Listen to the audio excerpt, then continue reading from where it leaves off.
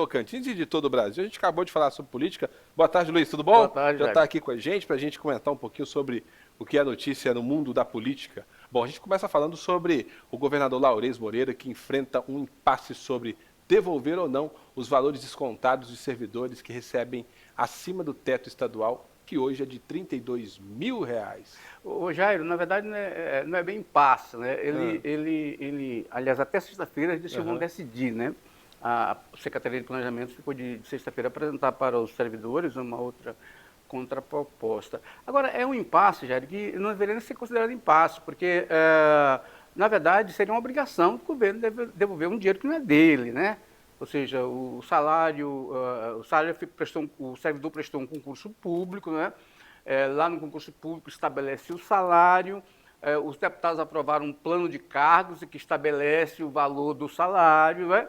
E aí o governo, na hora de pagar, né, ele pega um valor X desses salários. Tem funcionário aí que está ficando sem 10 mil por mês. Então, é uma apropriação indébita do governo, né, a título de ajuste fiscal. E não existe isso. No Brasil não existe redução de salário. Até porque, nesse caso desses servidores, o governo contabiliza lá nas despesas, ele contabiliza o salário como se tivesse sido pago na integralidade. Só que o servidor não recebe, ou seja, lá no pré-efeito do contra-cheque está o valor do salário, e esse valor do contra-cheque é contabilizado na despesa bruta de salários do governo, que entra naquele cálculo da relação de receita e despesa. Aí o governo faz essa trambicagem aí e retira do servidor público, né, o valor que está acima do teto do governador do estado, né? Claro que isso tem um precedente aí, jurisprudencial lá de quase 20 anos aí, de que o governo poderia fazer isso, né? Estabelecer como teto o teto do governador do estado. Mas aí houve mas tem a Constituição que determina o limite ser linkado ao salário do STF e que nos estados é ao salário do desembargador. Então, como o governo. Por que é uma anormalidade? Porque, como repito, o governo, lá nas despesas, contabiliza esse salário bruto como Estado no contra-cheque. Só que ele, na verdade, o servidor não recebe aquele salário que está no contra-cheque, recebe um valor quase 30% a menor, porque o governo retira da conta dele essa diferença entre o salário do governador e o salário que ele teria direito pelo plano de cargos e salários, que é uma lei. Né? Então, é uma apropriação indébita. E aí o governo termina pegando esse dinheiro e contabilizando duas vezes. Ele contabiliza como despesa lá de salários e contabiliza também como receita, o troco que ele pega. Então, aí o governo ganha duas vezes. Um ganho ilegal, uma apropriação indébita, né? Porque ele contabiliza despesas. E ainda tem a vigarice aí de alguns secretários dizer que devolver esse dinheiro para o servidor público seria aumentar despesas. Claro que não é. Qualquer ser pensante vai lá na folha de salários, está, na verdade, o salário que está lá nos relatórios de gestão fiscal, é o salário que está lá no contra-cheque, não é? Não é o salário que o governo retirado esse valor, não, é o valor bruto. Então ele faz uma gambiagem aí para pegar esse dinheiro, né? E que já está passando da hora do governo devolver. Agora está com Laurez, mas já passou por Vanderlei, Mauro Carlesse, Sandoval Cardoso, Marcelo Miranda, desde Siqueira que vem essa apropriação indébita. Tem muito tempo. E agora, pelo que eu fiquei sabendo hoje, é provável que na sexta-feira o governo decida-se por cumprir integralmente essa devolução a partir de janeiro, ou seja, seria uma decisão até melhor do que reivindicam os servidores. Eles fizeram uma proposta aí de ser 85%, mas, primeiro 15%, depois mais 85%, parcelado, né? Essa devolução. Mas parece que o governo pode, já em janeiro, já estabelecer aí que não vai mais ficar com esse dinheiro. A gente não está falando de passivos, né? O que ficou para trás, por enquanto, não se está discutindo, né? Está se discutindo a partir de agora, né? Se o governo vai continuar apropriando desse dinheiro, vai parar. Os servidores querem também que pare com isso, porque eles ganharam, passaram em concurso para isso. Então, É verdade. e isso, essa batata quente aí está agora com o Vanderlei Barbosa, né? com Laurez Moreira, né? Que parece que ele quer resolver essa situação. Pelo que eu conversei com os sindicalistas que estiveram na reunião de ontem, eles viram boa vontade, né, do governo, né? E o secretário de Planejamento, Ronaldo Dimas, pediu mais um prazo para fazer mais um estudo técnico sobre essa questão. Eles apresentaram novos números ontem, que confrontados com os números dos servidores, quase bateu aí, a diferença é muito pequena, está próximo de um acordo para ser resolvida essa situação. Muito bem. A gente também fala sobre o clima de tensão que voltou a crescer entre o governo do Estado e a Assembleia Legislativa. A gente viu que naquela reunião, né, aquela entrevista coletiva, o presidente da Assembleia não estava por lá, a gente até comentou por aqui. Como é que está esse relacionamento aí? Jairo, eu tenho conversado muito lá na Assembleia e não há assim, a disposição de Amélio Caires para o confronto com o Laurez Moreira, não há essa disposição. E essa disposição, essa situação está até colocada em prática aí, que a Assembleia não tem, o Amélio Caires não tem colocado dificuldades. O governo aprovou o IPCR, está a LOA tramitando normal, aprovou o LDO muito rápido, né? Então, não há, assim, institucionalmente não há problema algum quanto a isso. Agora tem aquelas divergências, né? O Amélio, a gente sente que ele anda sendo muito pressionado, né, ali, até pelo filho do governador, o Léo Barbosa, deputado, que acha que os deputados deveriam tomar uma posição diferente, mais pelo lado do sentimento, daquela coisa toda, né? E os deputados também têm suas bases, né? E as suas bases têm um pensamento também sobre a situação de Vanderlei, né? E o Vanderlei está um pouco isolado, né? Assim, ele não está conversando com os deputados. E essa briga aí do Léo, a briga interna do Léo aí com os deputados, essa pressão, ela tem afastado muito os deputados aí desse campo político do Vanderlei. E parece que tem muita gente já caminhando para o lado do Laurez, né? O Amélio permanece ali naquele ponto dele, de equilíbrio dele ele é amigo do governador afastado, aquela coisa toda, e não quer criar problemas, pelo que a gente entende, com o governo de Laurez. Agora, mas há realmente esses atritos, e no próprio governo existe atrito. Por exemplo, ontem, nessa reunião da comissão ontem, o secretário da Fazenda não apareceu, o Jair Mariano, né? O Jair Mariano é secretário da Fazenda, né? E o secretário do Planejamento todos os secretários foram, menos o secretário da Fazenda, né?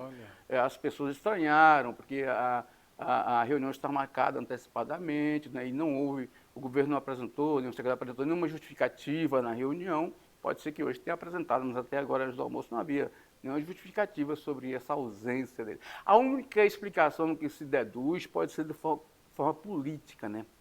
O Jair Mariano, ele é do PDT, ele assumiu o PDT, é um antigo quadro do PDT, assumiu o PDT com a saída de Laurez Moreira para o PSD.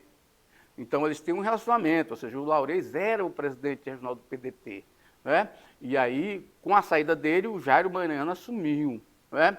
Então, em tese, o Jair Mariano deveria ser um dos protagonistas políticos do governo, tanto pela proximidade dele com o Laurez, como do partidário, né? A relação partidária.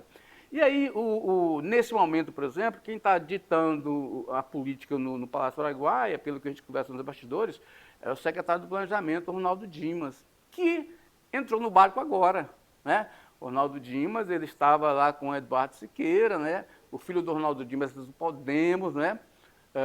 Então, assim, o Eduardo Siqueira do Podemos, né? Então, assim, o Podemos, em tese, estaria ditando o protagonismo político no Palácio Araguaia, é verdade?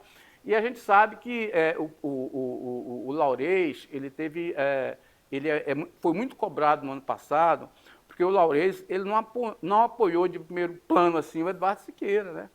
No primeiro turno, o Laurez ficou em cima do muro, não apoiou ninguém.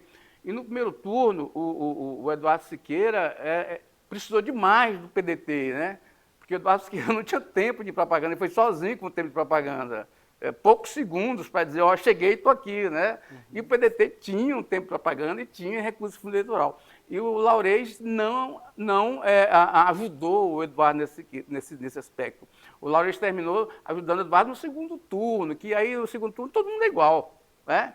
Tudo é japonês, né? Então, e aí tinha essa rusga do PDT com o Podemos. E agora o Podemos, ditando as regras no Palácio, colocou um pouco de escanteio, deu um canto de carroceria no Jair Mariano, que quer ser candidato no próximo ano, e é do PDT. Então, assim, aí quando você vê assim, o Palácio recebendo aí o PSB de Amasta, né? O Podemos ditando o protagonismo político do Palácio Araguaia com Ronaldo Dimas, e o PDT, que estava com Laureis até dias atrás, está ficando aí um mero... Está ficando de escanteio, está ficando um mero coadjuvante. Talvez aí esteja, não estou pregando isso, né? Mas talvez aí esteja alguma insatisfação do Jair Baiano com o governo, não atrelando que essa não participação dele na reunião ontem tivesse alguma coisa com isso, mas já tendo, né? Porque politicamente cada movimento político dos políticos é algo a ser estudado, que eles não se movimentam assim muito por instinto, não, né? Eles se movimentam mais por cálculo político, né? E o Jair quer ser candidato no próximo ano, está com uma grande pasta, né? A pasta da Fazenda, em tese, a pasta da Fazenda é a grande responsável pelo êxito do governo, porque ela tem aumentado a arrecadação mês a mês. E no próximo ano, do 1 bilhão e 79 milhões que o governo acha que vai ter mais de receitas em relação a 2025, 772 milhões ele prevê a mais que vai arrecadar de impostos, de ICMS, PVA, essas coisas. Agora, Luiz, você viu que os professores paralisaram ontem, a gente até pontuou isso, né, sobre as paralisações, Polícia Civil, está todo mundo paralisando 24 horas. Você tem alguma análise com relação a essa reivindicação dos professores da rede municipal, database, PCCR, né, inclusive o município já respondeu para a gente, né, disse que está numa negociação já com previsão de pagamentos de parte dessas reivindicações? Jairo, na questão do Estado, o governo há muito tempo já paga acima do teto, do piso, do teto nacional, né? O governo já paga há muito tempo. Então, o sindicato ele tem também uma luta política, né? Eu vejo mais como uma luta política, porque você ameaçar uma paralisação com o governo que está aí com 2 meses, né? Eu me refiro à paralisação do município, dos professores do município. Do município eles têm alguma razão, né? Realmente tem, a prefeitura tem, como se diz, não tem atendido a pleno essas reivindicações dos professores, né? Mas é o mesmo sindicato, né? Sim, sim. Mesmo sindicato. Aliás, o presidente do Sindicato dos Trabalhadores da Educação, ali parece que não tem muita democracia, não, porque ele está há 30 anos, há mais de 30 anos como presidente do sindicato, né? Então, assim, não mudou nada. Acho que ele não saiu de Pierópolis, cidade nacional, né? Então, continua com essa situação aí, e que eu acho que deveria ter uma renovada no sindicato, para renovar também, fazer um revisionismo, né? Nessas técnicas sindicais, nessa estratégia sindical, né? Que no caso da educação é prejudicial demais, né? Porque você fazer uma paralisação no meio do quase terminando um ano letivo, você prejudica os pais, prejudica os alunos, né? É um negócio muito... E aí você termina fazendo aquele raciocínio que os alunos e professores, os alunos e pais terminam sendo cobaias do movimento reivindicatório sindical, né? Porque tem muito aluno aí que precisa de cumprir um calendário para entrar lá no Enem, na faculdade, aquela coisa toda, né? Aí quando você vê uma paralisação dessa, e ainda mais considerando aí que realmente a educação aqui no estado do Tocantins, já, ela é aquele negócio, ela gasta mais de 90% do orçamento com professores, né? Professores e educação, né? Então, é um orçamento de mais de 2 bilhões de reais, né, Jair? Então, assim, e a gente no IDEB, a gente não muda do IDEB, né? A gente está ali só naquele negócio ali, sempre abaixo da média, e qualquer crescidinha a gente comemora, mas há muita deficiência na educação no Estado, né? Ou seja, o movimento sindical devia também lutar pela melhoria do ensino, né? Na prática, né? O governo pagar o salário justo e os servidores ministrarem aulas e avançarem no conhecimento dos alunos. Mas hoje eles estão muito preocupados com esse negócio de reivindicação de categoria, né? E agora, há um ano das eleições, né, o PT está aí, o sindicato, o Sintet, ele é dominado pelo Partido dos Trabalhadores há muito tempo, inclusive o presidente é do PT. Muito bem. Obrigado então, Luiz. Por hoje é só. Amanhã a gente traz mais assuntos aqui no nosso Bastidores da Política. Vou para o intervalo comercial.